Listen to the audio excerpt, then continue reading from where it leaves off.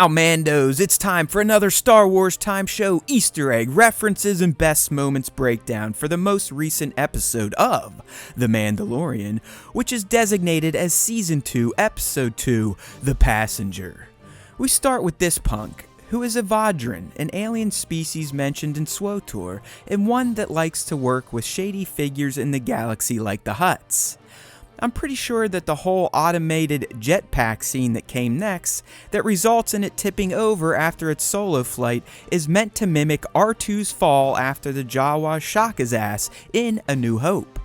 When Mando walks into Old Chalam's cantina, which is an egg itself, but one clearly marked in Season 1, we can see a Gigoran, an alien that first appears in Rogue One.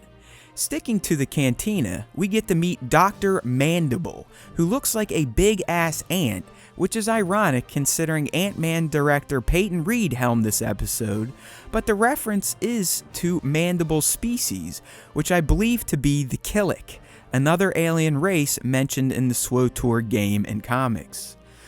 I will note that Peli and the Good Doctor are playing Sabacc, an iconic game of chance in the Star Wars galaxy.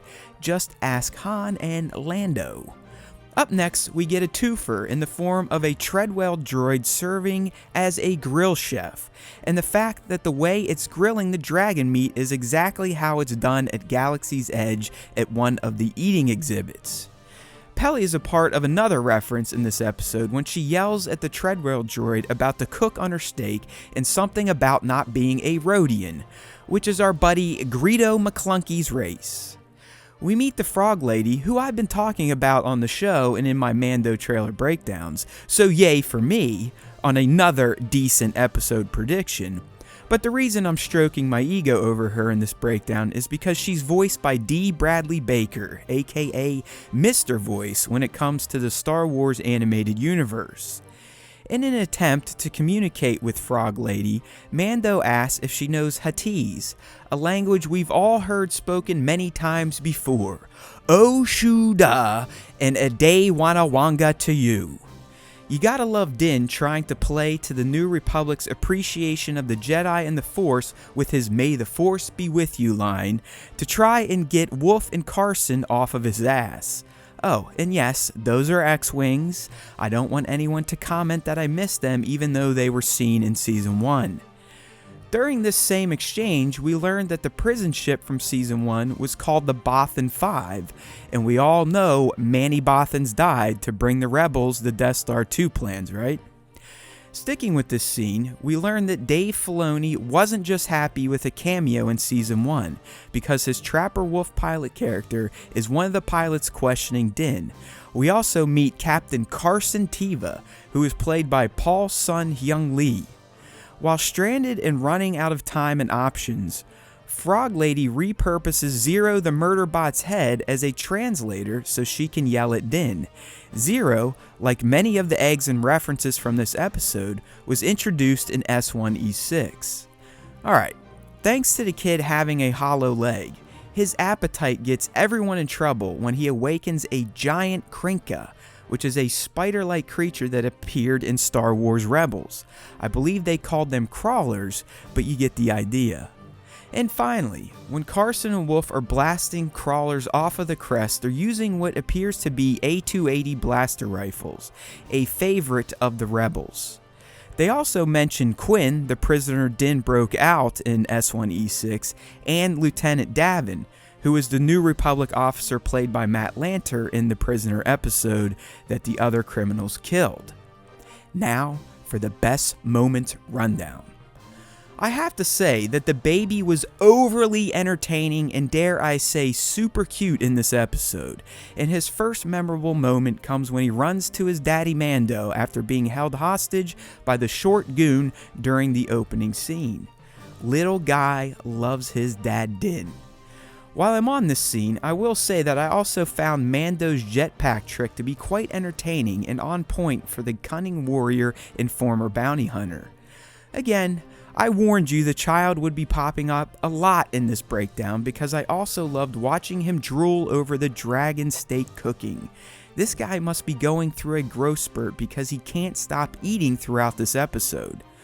I also have to mention Pelly during this scene because her exchanges with Mando are becoming priceless, thanks to how she kinda messes with him and talks smack while wheeling and dealing. She respects him and their friends, but she doesn't fear him, which makes their relationship fun to watch. Up next is, yes, another Baby Yoda moment.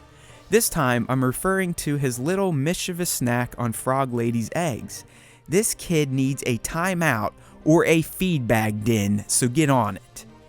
The X-Wing chase didn't turn out to be the dogfight I was expecting, but it was awesome to watch, especially Din's skills flying that old-ass crest. I really enjoyed his dive maneuver and subsequent shake of his New Republic tails. Alright, I know it's probably getting ridiculous at this point, or maybe it's the fact that I once had a tiny person to care for myself, but I have to highlight another Baby Yoda moment that relates to his eating habits. It was just hilarious to see him running towards the spider eggs after his dad told him to quit murdering the frog babies.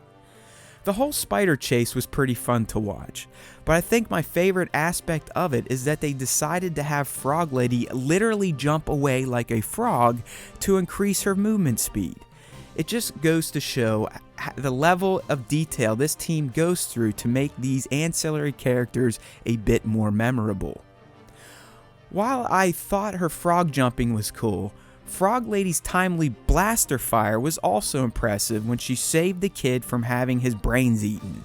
It's even crazier to think that she saved him after he murdered many of her babies thanks to his insatiable hunger.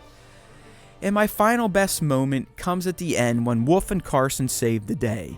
It's just fun to watch Dave get to live out his dreams of being a Star Wars character, and the whole exchange was just chill. I have a feeling that it will also net Din some points with the New Republic, while also warranting future interactions with these characters and the faction in general. Make sure to tune in to the next episode of the Star Wars Time Show, in which myself and my co-host Nick will fully break down The Passenger and give our thoughts on it as a whole. Thanks for watching. If you enjoyed this video, please consider liking it and subbing to our YouTube channel. We'd also love for you to join in with our weekly Star Wars podcasts. So use the links in this video's description or head to StarWarsTime.net to subscribe to the platform of your choice. There's always time for Star Wars Time. And remember, if you listen to the Star Wars Time Show, the Force will be with you, always.